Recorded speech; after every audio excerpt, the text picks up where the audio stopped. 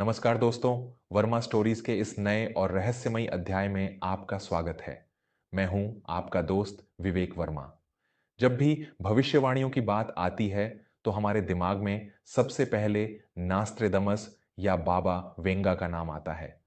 हम पश्चिमी देशों के विचारकों पर तो बहुत जल्दी विश्वास कर लेते हैं, लेकिन क्या आप जानते हैं कि हमारे अपने भारतवर्ष में आज से लगभग 600 साल पहले एक ऐसा ग्रंथ लिखा गया था जिसकी एक एक बात आज पत्थर की लकीर साबित हो रही है। एक ऐसा ग्रंथ जिसे ताड़ के पत्तों पर लिखा गया था और जिसमें स्पष्ट रूप से बताया गया है कि कलयुग का अंत कैसे होगा और विशेषकर वर्ष 2026 के बाद इस धरती पर क्या-क्या भयानक परिवर्तन होने वाले हैं। उस महान ग्रंथ का नाम है भविष्य मालिका, जिसे उड़ीसा के महान संत और भविष्यवक्ता संत अच्युतानंद दास जी ने लिखा था। आज हम जिस दौर से गुजर रहे हैं, अजीबोगरीब बीमारियां, देशों के बीच महायुद्ध की धमकियां, विनाशकारी भूकंप और रिश्तों से खत्म होती इंसानियत, यह सब भविष्य मालिका में सदियों पहले ही दर्ज कर दिया गया था। आज की यह कथा केवल एक जानकारी नहीं है, बल्कि एक ऐसी सच्ची पारिवारिक घटना है जो आपको यह सोचने पर मजबूर कर देगी कि हम किस भयंकर भविष्य की ओर कदम बढ़ा चुके हैं। यह कथा उड़ीसा के एक प्राचीन गांव चंदनपुर की है। चंदनपुर में एक अत्यंत वयोवृद्ध और ज्ञानी पंडित रहते थे, जिनका नाम था दीनानाथ। दीनानाथ जी का पूरा जीवन महाप्रभु जगन्नाथ की भक्ति और प्राचीन ग्रंथों के अध्ययन में बीता था। उनकी आयु 80 वर्ष के पार थी, लेकिन उनकी आंखों में एक ऐसा तेज था मानो वे समय के पार देख सकते हो। दीनानाथ जी के पास ताड़पत्रों पर लिखी भविष्य मालिका की कुछ प्राचीन पांडुलिपियां थीं, जिन्हें वे अक्सर लाल कपड़े से खोलकर पढ़ा करते थे और गहरी चिंता में डूब जाते थे।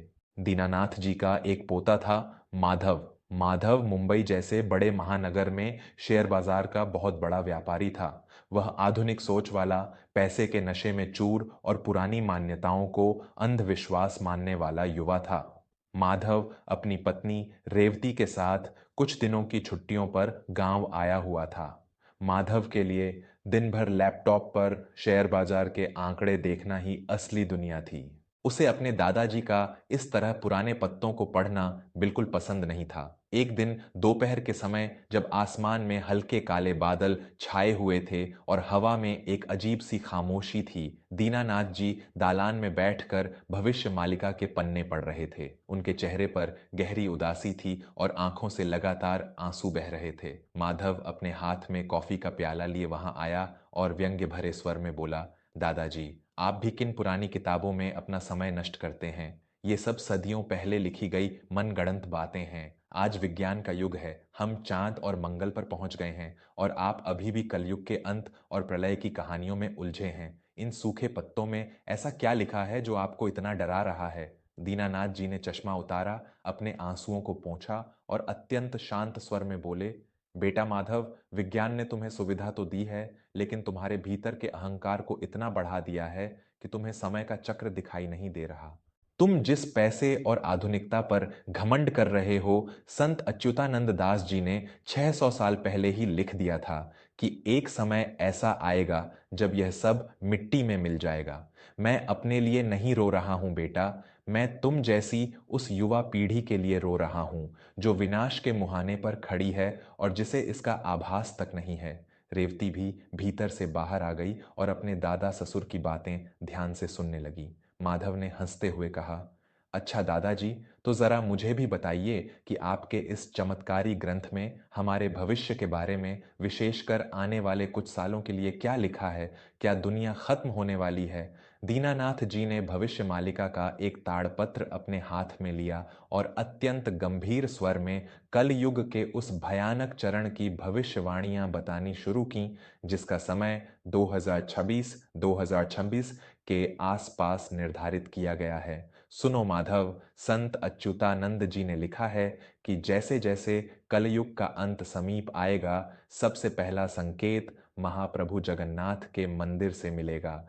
मालिका में स्पष्ट लिखा है कि मंदिर के शिखर पर लगा नीलचक्र टेढ़ा हो जाएगा, मंदिर के पत्थरों से रक्त जैसी बूंदें गिरेंगी और मंदिर के ध्वज में बार बार आग लगेगी या वह गिर जाएगा। और जब ऐसा होने लगे तो समझ लेना कि महाप्रलय का समय शुरू हो चुका है। दीनानाथ जी ने एक गहरी सांस ली और आगे कहा, दूसरी सबसे भयानक भविष्यवाणी है महायुद्ध की। मालिका में लिखा है कि शनि जब अपने विशेष गोचर में होगा, जो कि 2025-2026 के आसपास का समय है, तब दुनिया के बड़े बड़े राजा आपस में कुत्तों की तरह लड़ेंगे। आसमान से आग बरसेगी और शहर के शहर राख के ढेर में बदल जाएंगे। जो हथियार आज देशों ने बना रखे हैं, वे उसी का इस्तेमाल एक दूसरे को मिटाने के लिए करेंगे। 13 मुस्लिम देश मिलकर भारत पर हमला करेंगे, लेकिन भारत उस महायुद्ध में विजयी होकर विश्व गुरु बनेगा।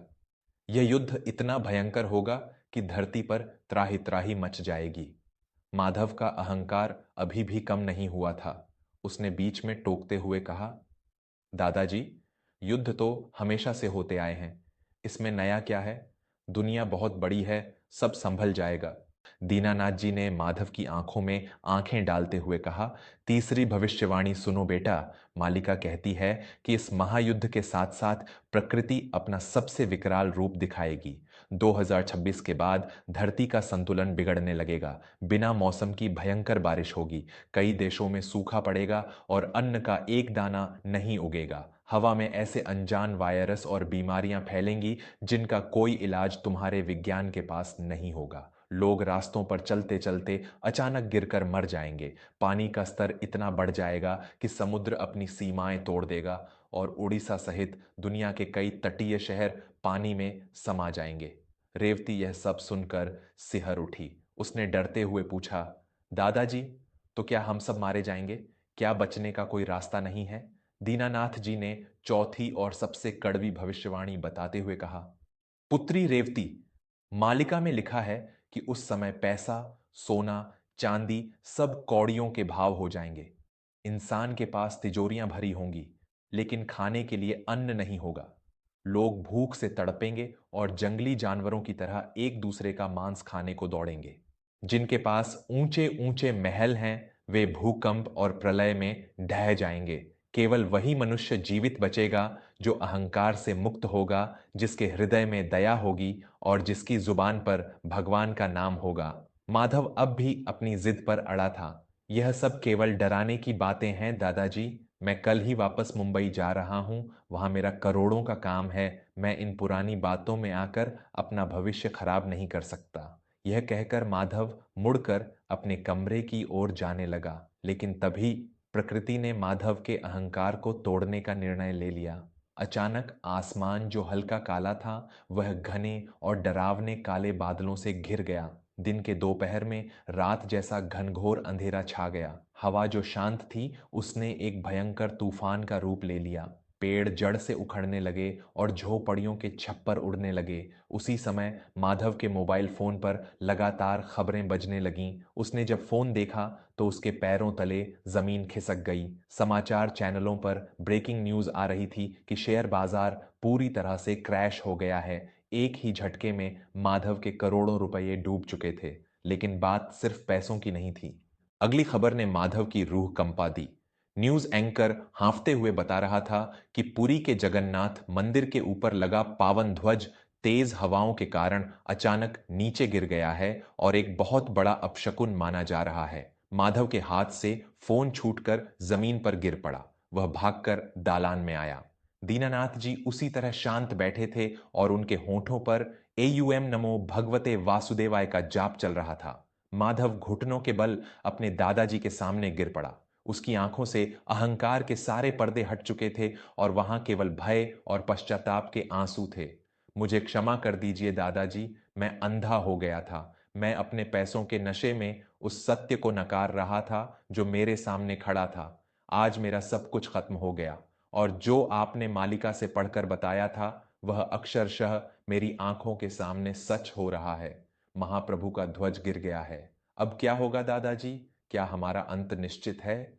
दीनानाथ जी ने अपने कांपते हाथों से माधव का सिर सहलाया। नहीं माधव, भविष्य मालिका केवल प्रलय की चेतावनी नहीं देती, वह उद्धार का मार्ग भी बताती है। संत अच्युतानंद जी ने लिखा है कि जब यह महाविनाश अपनी चरम सीमा पर होगा, तब स्वयं भगवान कल्कि के रूप में इस धरती पर मौजूद होंगे। वे कोई अस्त्र शस्त्र लेकर नहीं, बल्कि भक्तों के हृदय में ज्ञान और नाम संकीर्तन के रूप में प्रकट होंगे। दीनानाथ जी ने रेवती और माधव दोनों की ओर देखते हुए कहा, मालिका की अंतिम और सबसे बड़ी भविष्यवाणी यह है कि इस प्रलय से न तो कोई बंकर बचा पाएगा, न कोई वैज्ञानिक मशीन, और न ही तुम्हारा अथाह पैसा। इस महाविनाश से केवल और केवल हरि का नाम बचाएगा। जो मनुष्य उस भयंकर समय में भी अपने हृदय में ईश्वर का नाम जपेगा, दूसरों पर दया करेगा और धर्म के मार्ग पर चलेगा, प्रकृति स्वयं उसकी रक्षा करेगी। उस विनाश के बाद एक नए युग की शुरुआत होगी, जो सत्य और प्रेम का युग होगा। माधव और रेवती दोनों ने उसी दिन से अपने जीवन को पूरी तरह बदल दिया। पैसों की अंधी दौड़ छोड़कर उन्होंने सादगी और भक्ति का मार्ग अपना लिया। दोस्तों, भविष्य मालिका की ये भविष्यवाणियां आज डराने के लिए नहीं, बल्कि हमें जगाने के लिए हमारे सामने आ रही हैं।